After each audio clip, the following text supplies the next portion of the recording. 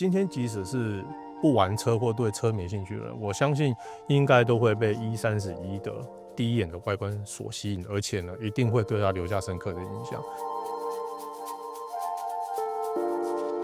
从小大概就是对车很有兴趣。小时候家里附近有一个修车厂，有一天就是刚好经过那边的时候，看到一台很漂亮的车就是这台8系列，然后从那个修车厂开出来。所以它那狂暴的声浪就从我这样眼前呼啸而过，所以那时候就觉得说，长大如果有能力、有机会的话，就想要买一台老8。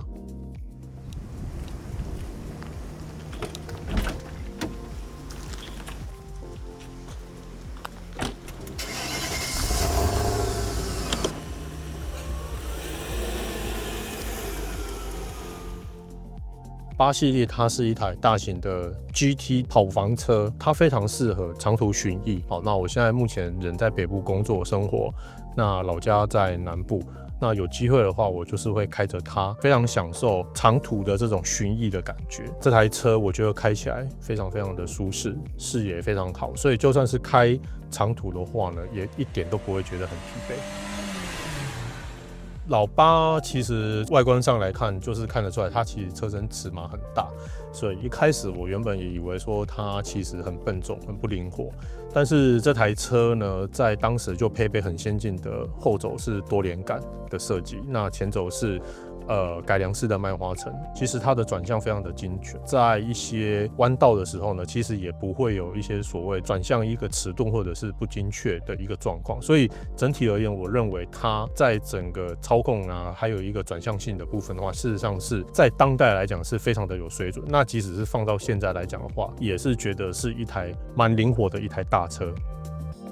这台车是1980年代 B&W 开始去研发它。那为什么会做8系列？是因为在1980年代的时候，6系列就是 E24其实是卖得非常的成功。整个 B&W 他们想要去复制 E24的成功，希望呢可以有一台做得比6系列更高阶的车子，然后可以在市场大卖。那也确实在当时花了整整超过10亿美元来去研发这台车子。所以这台车子呢，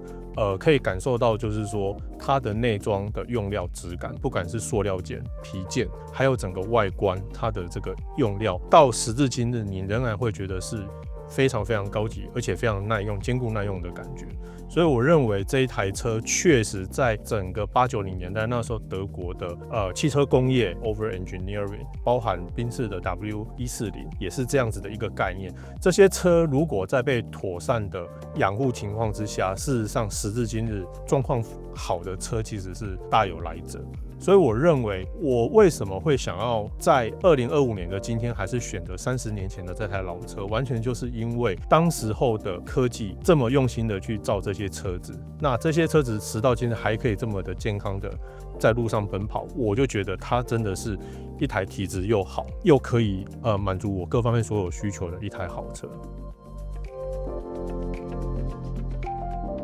今天即使是不玩车或对车没兴趣的人，我相信应该都会被 E31的第一眼的外观所吸引，而且呢，一定会对它留下深刻的印象。这么大台的一台车，车长接近4.8米，车宽呢接近1.9米，这种大车呢，可以设计到这么的流线。更难能可贵的是，它的风阻值只有0.29。我觉得在这个整个设计的功力上面呢，真的是 B&W 工程师对它下了非常非常多的一个用心哦。它的一个整个车尾的部分，反映那个时候大部分主流的设计就是整个大面积式的一个车尾灯所覆盖，同时它的设计的感觉呢，又不会落于说好像都是被这些车尾灯给占满，就觉得是一个完全是没有特色的一个车尾。相反的，我觉得 B&W 工程师在这一块下了非常多的功夫，仍然可以显露出说它非常利落跟锐利的一个线条，我觉得这个真的是一个非常不简单的一个设计的功力。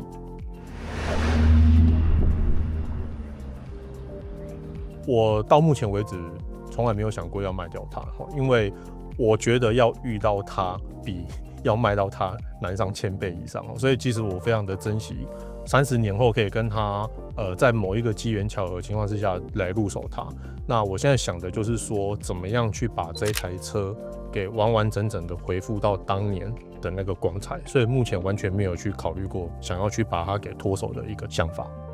各位观众大家好，我是 KK， 那我是这一台131-840CI 的车主，非常享受整理老车的过程。那我希望把这样子的一个心情呢，可以传达给各位喜欢老车的朋友，与你们分享。